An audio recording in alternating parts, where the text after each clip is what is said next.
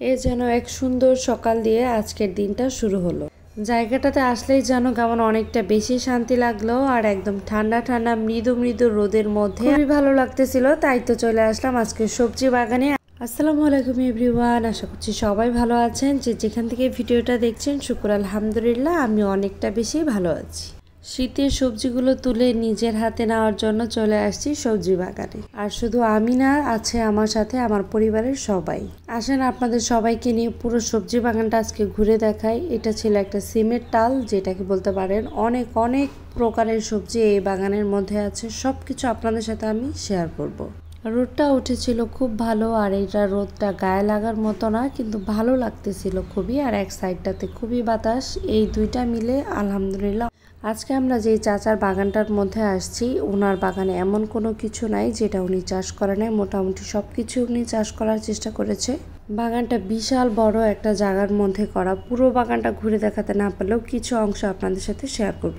এই তো আমরা সবাই মিলে সামনের দিকে যাচ্ছি, আর চাচা প্রতিদিন সকালবেলায় অনেক সবজি উঠায় রাখে এবং সেগুলো উনি বিক্রি করতে বাজারে নিয়ে যায়। আমরা এসে দেখি যে ওগুলো কোনো কিছু উনি এখন পর্যন্ত বাজারে নিয়ে যায় নাই, সবগুলো ঝুড়িতে সাজানো ছিল। চাচা আমাদেরকে প্রথমে বলেছিল সেখান থেকে নেওয়ার জন্য, কিন্তু আমরা বলেছি না, আমরা একদম দাঁড়িয়ে থাকবো, আর তখন আপনি তুলবেন, সাথে আমরাও তুলবো। আর এই তো যে কথা সে কাজ, চাচাকে নিয়ে আমরা একদম বাগানে চলে আসছি। চাচা এখন আমাদেরকে মিষ্টি পাট শাক যেটা বলে ওইটা উনি তুলে দিচ্ছিল। আর এইদিকে আমিও হাত লাগিয়ে দিলাম। আমার আসলে এই জিনিসগুলো অনেক ভালো লাগে। আর এখন হচ্ছে শীতকালীন, আর শীতকালে এমন কোনো সবজি নাই যেটা কিনা পাওয়া যায় না, সব সবজি পাওয়া যায়। আর শীতের সময় আমার মনে হয় সবজি যারা পছন্দ করে তাদের জন্য ফেভারিট একটা মৌসুম। শীতের মৌসুমে আমরা যে কোনো সবজি যে কোনো সময়ে আমরা হাতের কাছে পাই, কিন্তু গরমের সময় দেখা যায় এই জিনিসগুলো হয় না। একদম হাতে গোনা 4-5টা সবজি ছাড়া অন্য কোনো কিছুই পাওয়া যায় না। আজকে এখান থেকে আমরা অনেক রকমের সবজি নিয়ে যাব। তার কারণ একটাই, বাজার থেকে যখন কোনো শাক বা কোনো কিছু আনতে বলি সেটা আর টাটকা আনা হয় না। দেখা যায় যে বাসায় আনতে আনতে সেটা কেমন যেন হয়ে যায়। আর এটা তো একদম নিজের সামনে থেকে তুলতেছি, সবুজ সবুজ দেখেও খুব ভালো লাগতেছে। একটা পোকাও নাই একটা পাতার মধ্যে, এত সুন্দর ফ্রেশ ছিল। এই জিনিসগুলো আমি খুবই মিস করি। আমাদের বাড়িতে সেম আমার বাবাও এরকম অনেক কিছু লাগায়, আর অনেক কিছু বাগান থেকে তুলে আমরা খেতে পারি বাড়িতে গেলে, কিন্তু ঢাকাতে তো আর সেটা সম্ভব হয় না। আর এই সাইডটাতে দেখেন আমরা কত সুন্দর করে বিন্দুমরিচের গাছ ছিল চাচার বাগানে। একটা সাইডে অনেকগুলো গাছই ছিল, তো এই গাছটার মধ্যে অনেক বেশি পরিমাণে বিন্দুমরিচ ধরেছে। ইতি আপু এগুলো উঠাইতেছিল আর আমার সাথে কথা বলতেছিল, যেগুলো আজকে আমরা যখন ভাত খাবো তখন ভাতের সাথে খাবো। আর আসলে আজকে আমরা মূলত এসেছিলাম ভাসান থেকে আমাদের বড় ভাবির বাসায় বেড়াইতে। আর ওইখানে আসার পরে আসলে আমাদেরকে ভাবি এবং স্বর্ণালী দুইজন মিলে আমাদেরকে এই সাইডটাতে নিয়ে আসে। আর এটা হচ্ছে শারমিন আপু, আর শারমিন আপুকে তো মোটামুটি সবাই চেনেন। এই যে আমরা সবাই আছে একসাথে, আমরা সবাই একসাথে দাঁড়িয়েছিলাম। আর শারমিন আপু ইতি আপু দুইজন মিলে এখন মরিচ তুলতেছিল, আর আমি আপনাদের সাথে পুরো বাগানটা ঘুরে ঘুরে দেখাইতেছি। এই হলো গিয়ে আমার কাজ। চলেন আমরা আরেকটু সামনের দিকে যাই। আর এই সাইডটাতে চাচি কচুর যে শাক ওইটা তুলতেছিল, আর ওনাদের কচি লতির জন্য আলাদা আরো একটা সাইড আছে, মানে বিশাল বড় একটা জায়গা।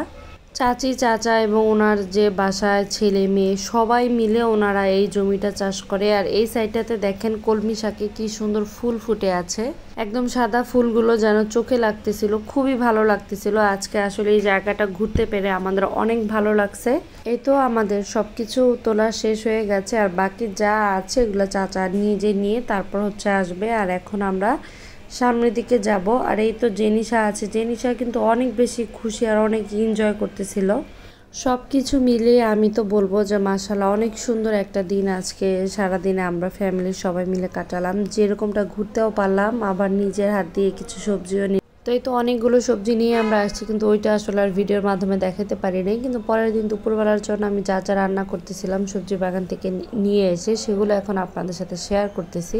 মোটা ডাঙ্গা শাকের চাইতে আমার মনে হয় যে চিকনটাই মনে হয় একটু বেশি মজার। একদম কচি যেহেতু ছিল, আরও নিজের চোখ দিয়ে দেখে সামনে থেকে তুলে নিয়ে আসছি, সেটা দিয়ে হচ্ছে আজকে রান্না। আর রান্নার মধ্যে আজকে আমি অনেক সুন্দরভাবে সব কিছু গুছগাছ করে আগেই রেডি করে রাখছি, যাতে আমার রান্না করতে এসে দৌড়াদৌড়িটা করতে না হয়। আর আমি সেদ্ধটা বেশিরভাগ সময় কষানোর মধ্যেই করি, এতে করে তরকারিটা আমার কাছে মনে হয় একটু বেশি ভালো হয়।